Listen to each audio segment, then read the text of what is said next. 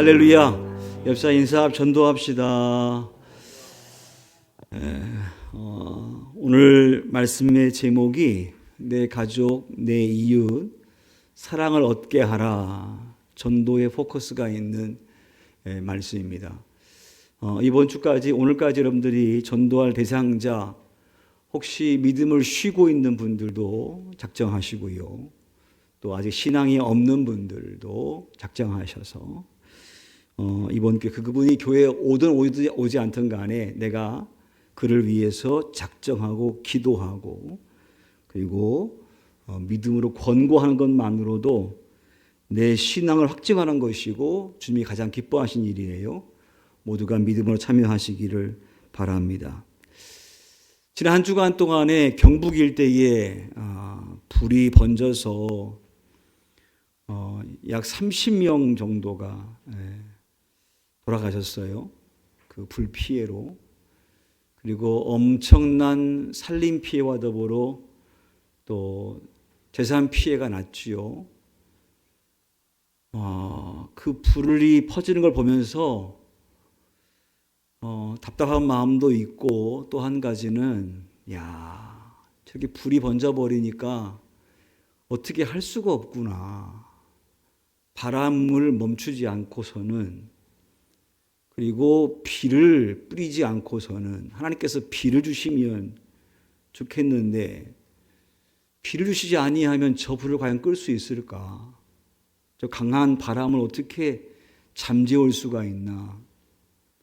인공강우를 통하여서 비를 오게 할 수 있다 그러는데 그것도 구름이 있어야 할 수 있는 거래요. 구름이 있으면 그 구름 위에다가 비를 응집시킬 수 있는 그런 걸 뿌려서 비가 되게 할 텐데 구름이 없으면 그것도 할 수 없는 거예요.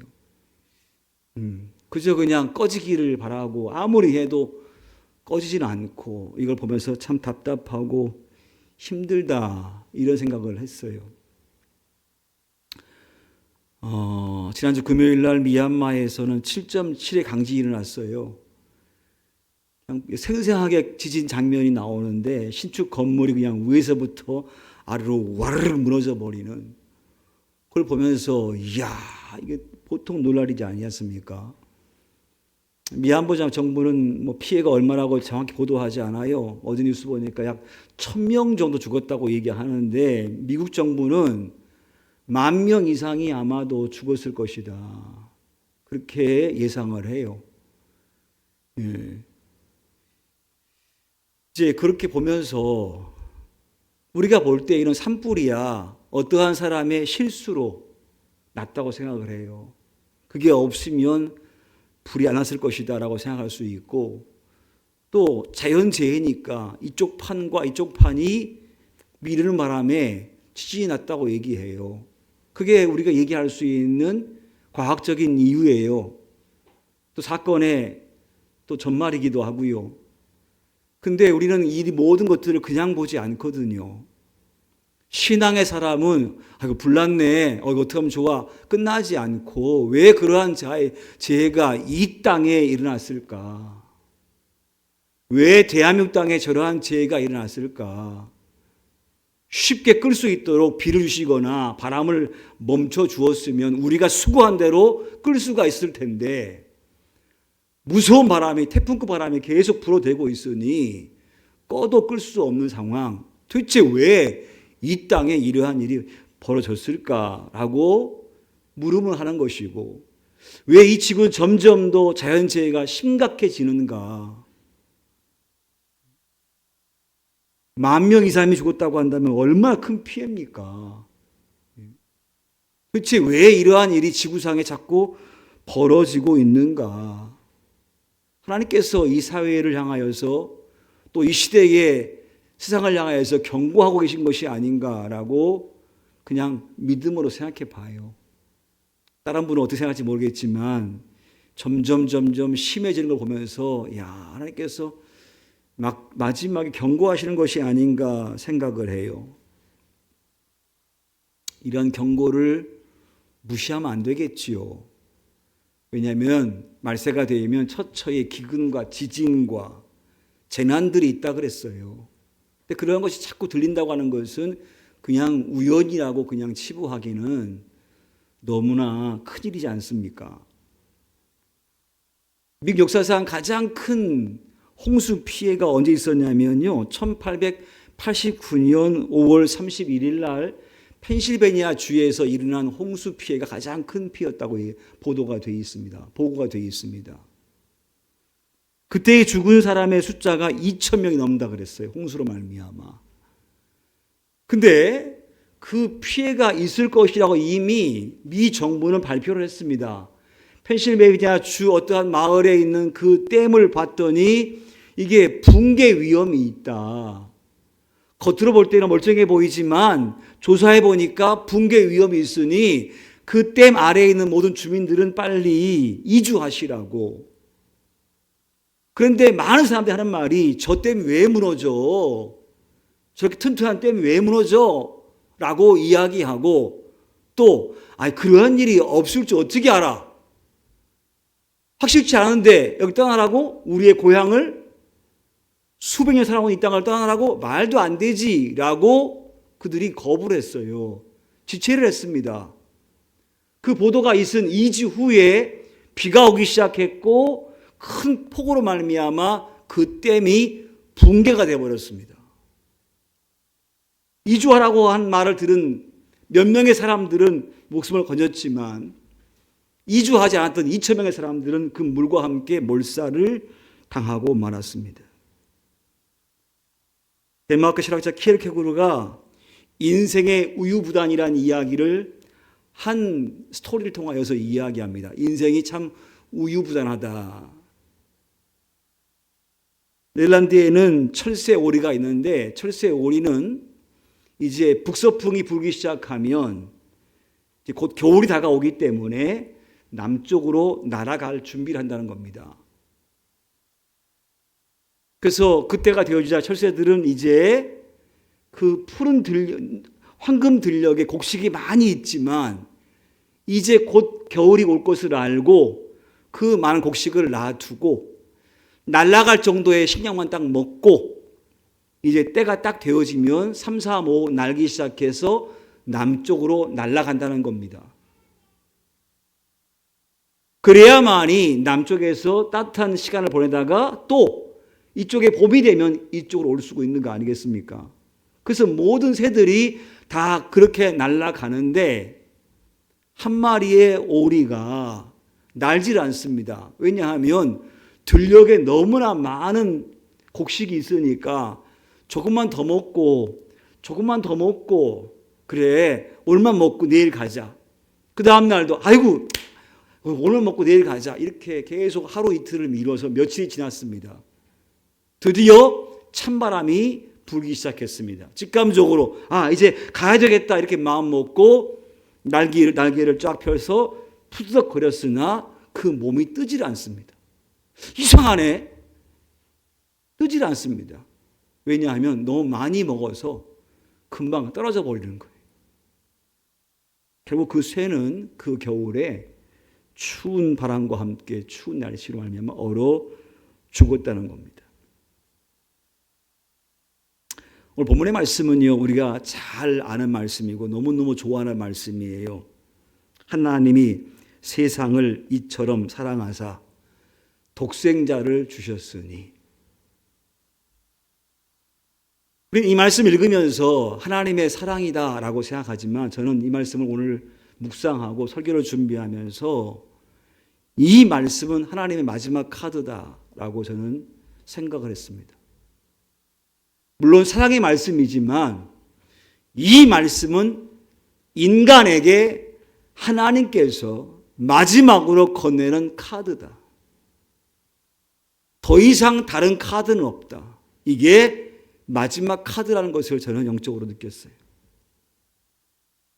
왜냐하면 하나님은 지금까지 한 번도 우리 인생을 포기한 적이 없으시거든요. 아담과 하와가 죄를 짓자 하나님께서 그에게 옷을 입혀주어서 그로 하여금 부끄러움을 가리게 했고, 모세에게 주께서 말씀하셔서 계명을 주어서 그에게 구원의 길을 가르쳐 주셨고, 그리고 인생이 참 힘들고 어려운데 그때마다 내게 나와서 제사함을 통하여 네 마음에 평안을 얻고 위로함을 얻으라고 제사법을 가르쳐 주셨고, 시대마다 하나님께서 종들을 보내시사 선자를 보내시사 하사를 세우시사 주의 뜻을 가르쳐 주셔서 한순간도 이 지구를 향한 하나님의 거룩한 사랑을 멈춘 적이 없거든요. 근데 안타깝게도 인생은 그 법대로 살아가지 못했습니다. 계명을 못 지켰고 예배를 멀리했고 선지자의 말씀을 무시했던 것이 인생들이었습니다. 그래서 하나님께서 이제는 더 이상 할 수 없으시자 마지막 카드로 독생자 아들 예수 그리스도를 이 땅에 보내주시기로 마음먹어서 주님을 이 땅에 보내신 거 아니겠습니까? 그리고 이 카드를 너희가 받지 아니하면, 이 경고를 너희가 받지 아니하면 다른 길이 없다. 하나님께서 예수 그리스도를 독생자 아들을 보내시는 걸 가만히 보게 되면 하나님이 참 다급하셨구나. 급하셨구나. 그래서 마리아에게 성령으로 잉태케 하시고 그 여인을 통하여서 예수 그리스도를 태어나게 하셨으니 엄청 급하셨네. 그리고 하나님은 정말로 우리를 사랑하시는구나 라는 것을 본문을 통하여 알 수가 있습니다. 그렇게 해서 우리에게 당한 죄의 문제 그리고 사망의 문제를 해결해 주고 싶으셨습니다. 죄의 문제 그리고 사망의 문제, 그 예수를 통하여서 해결해 주고 싶으셨어요. 여러분, 우리가 살아가면서요, 죄 안 짓기 위해서 노력을 참 많이 합니다. 죄라고 하면 두 가지라고 했어요. 제가 설교하면서 첫 번째, 죄란 뭐냐? 하나님을 믿지 아니합니다 그랬어요. 믿지 않는 게 죄다라고 그랬어요. 두 번째 죄는 뭐냐? 하나님의 명령에 순종하지 않는 게 죄라고 그랬어요. 이렇게 해라, 이렇게 하지 말아라, 이것을 지키지 않는 게 죄라고 그랬어요. 하나님 믿지 아니하면 그는 영벌에 처해질 것이고 지옥에 살 것입니다. 그러나 우리가 순종하지 아니하면 부끄러운 구원받아요. 구원받기는 받되 영광의 면류관이 없을 수 있어요. 그러므로 우리가 주를 믿는다는 사실은 뭐냐면 정말 우리가 신앙 고백으로 주를 고백해야 할 뿐만 아니라 하나님 명령에 내가 어떻게 순종할 것인가까지 갈 때에 오늘 우리 안에 죄에 대한 해방함이 있다고 제가 지난번에 설교했어요. 사랑하는 성도들, 우리 모두는 죄로부터 사함 받은 줄 믿습니다. 아멘 합시다. 우리는 더 이상 죄에 대한 책임을 짓지 않아요. 왜? 예수님께서 나의 모든 죄를 담당하셨기 때문에 그 죄에 대해서는 우리가 이미 자유해요. 근데 또 한 가지, 죄를 짓지 아니할 말미암아 내가 주께서 명하신 그 에덴을 느낄 수 있느냐, 에덴을 누릴 수 있냐는 문제는 뭐냐면 내가 오늘 그 말씀에 순종하느냐 순종하지 않느냐에 달려있다 했어요. 자, 예수 믿어요. 걱정, 근심 있어요, 없어요? 있어요, 없어요? 있잖아요. 내일이 두려워요, 안 두려워요? 두렵기도 하지 않습니까? 왜 그래요, 왜? 염려하지 말라 했건만. 왜 두렵냐면 내가 오늘 하나님의 말씀에 전적으로 순종하지 않아서 그래요. 그래서 우리 안에 자유가 없는 거예요. 진리가 너희를 자유케 하리라 했으니까. 근데 내 안에 자유가 없는 이유는 뭐냐면 내가 주님 의지하지 아니하고 내 방법과 내 생각 속에서 살려 하기 때문에 에덴에 들어오긴 왔으나 여전히 그 에덴의 기쁨을 누리지 못하는 것이 우리 인생이라 했어요.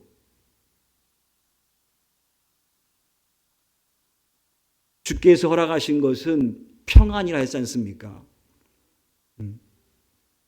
사실 우리 모두는 이 땅에 살면서 그 에덴을 누리고 살아가야 돼요.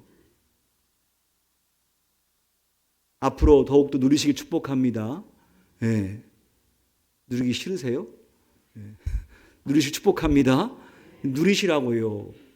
다른 거 없어요. 그러면 여러분들이 오늘부터 이렇게 작정하시고 나가시면 돼요. 내가 하나님 말씀대로 순종할 것이다.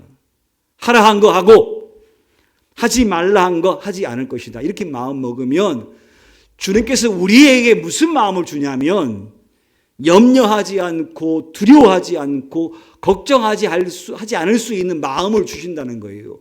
무엇이 있어가 아니에요. 그 신앙의 순종함이, 그 순종함이 나에게 그러한 용기를 주어요. 죄가 없는 자가 법이 안 무서운 거예요. 도둑이 아닌 자가 경찰이 안 무서운 거예요. 강도가 아닌 자가 경찰이 무섭지 않은 거예요. 왜? 내가 법을 지켰으니까. 그래서 언제 어디 당당해요. 마찬가지로 우리가 주의 말씀을 따라 살아가면 우리 마음속에 뭐가 있냐면 평안함이 있는 거예요. 담대함이 있는 거예요. 오늘 말씀 보니 이리 있어요. 18절 끝에 보니까 이렇게 되어 있습니다. 여러분 보세요. 18절 끝에 보니까 그랬어요. 하나님의 독생자의 이름을 믿지 아니함으로 벌써 무엇을 심판을 어떻더란 거예요? 받은 것이니라 그랬어요. 독생자 아들 예수 그리스도를 믿지 아니하면 그들이 이미 뭘 받았다고요? 심판을 받은 것이라 말씀했어요. 여러분 이 말씀에 동의가 됩니까? 예수님 안 믿는 사람이 이미 그들은 심판을 받은 존재라는 사실을 여러분들이 인정할 수 있겠어요? 아니 예수 안 믿어도 잘 살더만, 예수님 안 믿어도 사업 잘하더만, 아무런 근심 없이 잘 살던데 무슨 그게 심판이냐, 이렇게 혹시 반문하고 싶지 않으세요? 예수님 믿어도 어렵더만, 아프고 환난 당하고, 그게 무슨 구원이야라고 혹시 마음속에 반문하고 있지 않으세요? 근데 성경 말씀하세요. 벌써 심판을 받았느니라 그랬어요. 그리고 20절에 보시 19절 말씀 보니까 그 정죄는 이것이니 그랬습니다. 그 정죄란 말은 그 심판은 이것이니 이런 뜻이에요. 그 심판은 이것이니 곧 빛이 세상에 왔으되 사람들이 자기 행위가 악함으로 빛보다 어둠을 더 사랑한 것이니라 그랬어요. 심판이 뭐라고요? 빛이 왔는데 빛을 안 믿는 거예요. 그리고 그가 지금 뭘 더 좋아해요? 어둠을 더 좋아한다는, 이게 심판이라는 거예요. 내가 어둠을 더 좋아해. 빛을 봤는데 빛을 인정하지 않고 여전히 어둠을 좋아해. 이 마음이 이미 심판이라는 거예요. 뭐가 안 되고 뭐가 꼬이고 뭐가 막 재난당하고 이게 아니라 당연히 빛을 보면 아 이게 빛이네, 아 그러면 따라가야지 이렇게 되는데 빛을 안 따라갑니다. 왜냐하면 지금의 어둠이 더 좋으니까. 이 말은 곧 죄가 그를 누르고 있다는 말과 똑같은 말이에요. 여러분 예수님께서 오셔가지고 기적을 막 행하시니까 사람이 막 따라왔어요.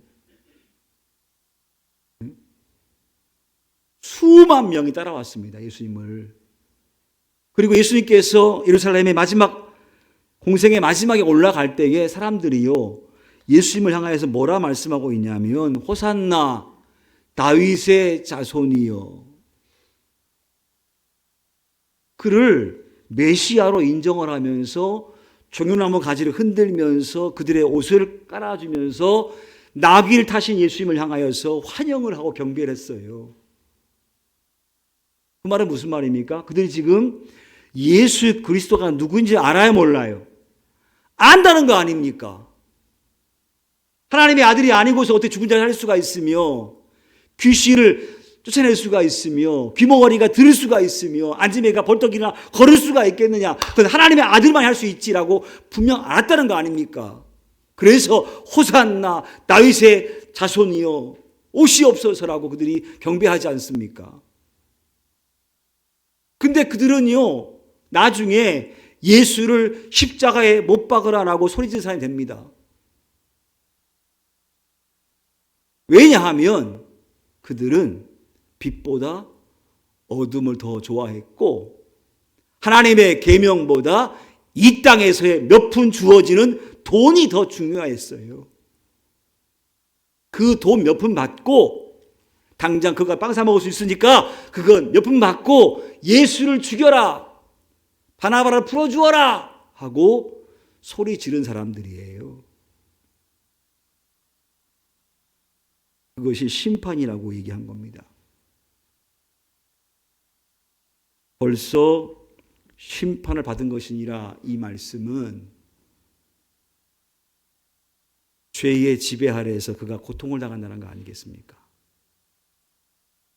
지난 새벽 시간에 죄에 대한 고통을 세 가지로 얘기했어요. 한 가지는 평안함을 잃어버린 것이다. 죄는 뭐냐? 이 마음에 평안함이 없는 거예요. 여호와 목자시니 내게 부족함이 없으리로다. 나를 따라오면 내가 너에게 꼴을 줄 것이고 안식을 줄 것이다. 나는 참 포도나무니 너희는 내게 붙어있기만 하면 절로 과실을 맺느니라. 염려할 게 없거든요. 걱정할 것이 없어요. 내가 오늘 예수님 안에 있으면 염려할 게 없다고요. 이게 바로 예수님을 영접한 자, 그 말씀에 순종한 자에게 드린 축복이에요. 근데 오늘 우리 마음속에 여전히 예수님 믿고 있지만 불안과 염려와 근심 속에 살고 있다는 건 뭐냐면 내가 아직까지 죄의 지배 아래서 내가 살고 있구나. 주를 믿지만 주의 명령에 내가 순종하지 않고 있구나. 그러니 이 마음속에 불안한 거예요.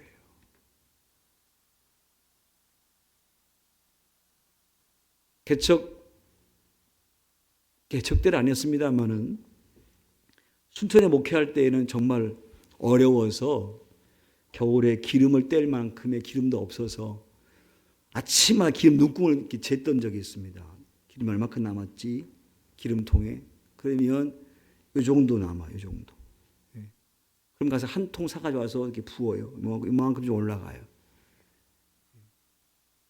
그렇게 살아가면서 한 번도 염려하거나 두려워했던 적이 없던 것 같아요. 쌀이 없어서 라면 끓여 먹었어요. 그렇다고 해서 걱정해 본 적이 없던 것 같아요. 뭐가 있어서가 아니거든요. 왜냐하면 이 마음속에 주님께서 다 하실 것이니 그렇게 생각하셨어요. 그런 믿음이 있을 때가 있었어요. 뭐가 있어서가 아니에요. 그리고 간혹 가다 보게 되면 어떤 분이 쌀을 이만큼 20kg 쌀을 이렇게 찧어가지고 세택 문 앞에 놓고 가셔서 도대체 이게 누가 준 거냐? 정미소 주인에 가가지고 아저씨 이거 누가 갖다 줬어요? 몰라요. 아니 배달했으니까 아실 거 아냐고. 그러니까 그분이 얘기하지 말래요. 여름에 수박을 누가 이만큼 사가지고 집에 갖다 놨어요. 5일장 이렇게 있으면. 누가 갖다 놨는지 몰라요. 찾아가서 이거 누가 갖고 왔어요? 몰라요. 아실 거 아니냐고. 말하지 말래요. 그러니까 순간순간마다 주의 도우심이 있었어요. 믿음이 내 안에 있으니까, 우리 안에 있으니까 그런 게 염려가 안 돼요. 근데 오늘 우리들 마음속에요, 혹시 염려와 근심 속에 있다는 얘기 뭡니까? 그만큼 내가 하나님의 평안함을 잃어버린 거예요.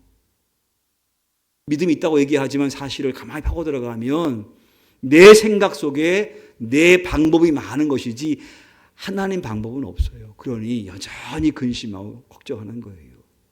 그러니까 죄라고 하는 건 뭐냐면 내 마음속에 평안함을 잃어버려서 늘 근심하게 만들어요. 또 한 가지가 뭐냐면요. 죄가 뭐냐면 죄는 담대함을 잃게 해요. 담대함. 그 죄가 용기를 잃게 하죠. 히브리서 11장 18절 말씀 보게 되면 이렇게 말씀하는데요. 그 시대의 신앙의 사람들을 향해 이렇게 말씀하세요. 따라합시다. 이런 사람은 세상이 감당하지 못하느니라. 그러니까 믿음으로 살아간 사람은 세상 사람들이 감당하지 못한다고 규정을 하고 있어요.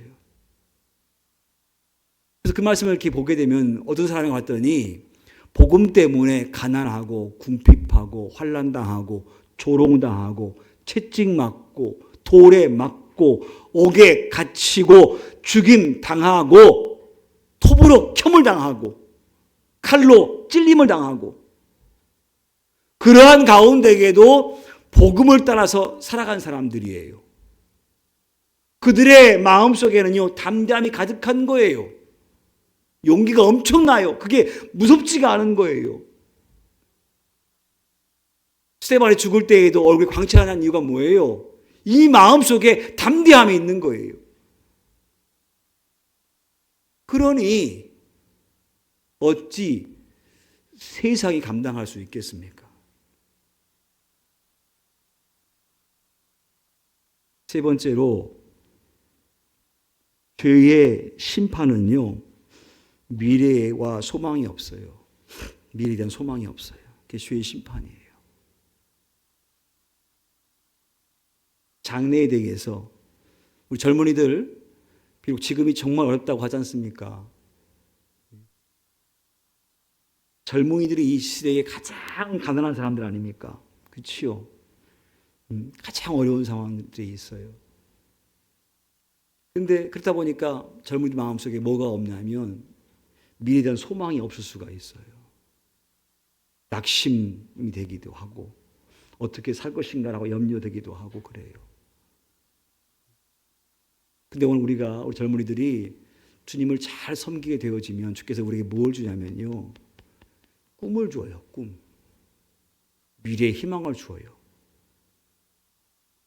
죄라고 하는 건 뭐냐면 그 꿈을 잃게 만들어버려요. 그저 이 땅 것만 바라보게 만들어요.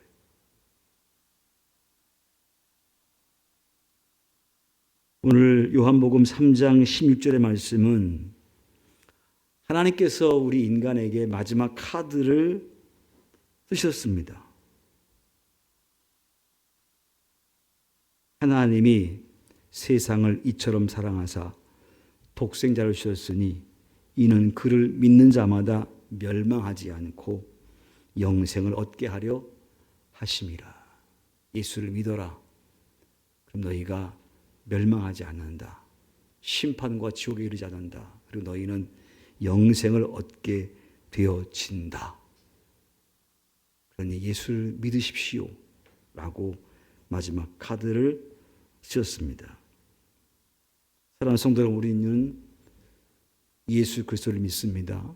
그리고 그 말씀 속에서 그 믿음을 가지고 우리가 지금 살고 있는데 오늘 이러한 시대의 상황을 보면서 오늘 주께서 베푸신 이 놀라운 사랑을 여러분만 아니라 여러분 모든 가족들 모두가 또 함께 다 받음을 통하여서 죄에서부터 해방되는 에덴의 삶을 여러분 살아가시기를 간절히 축복합니다.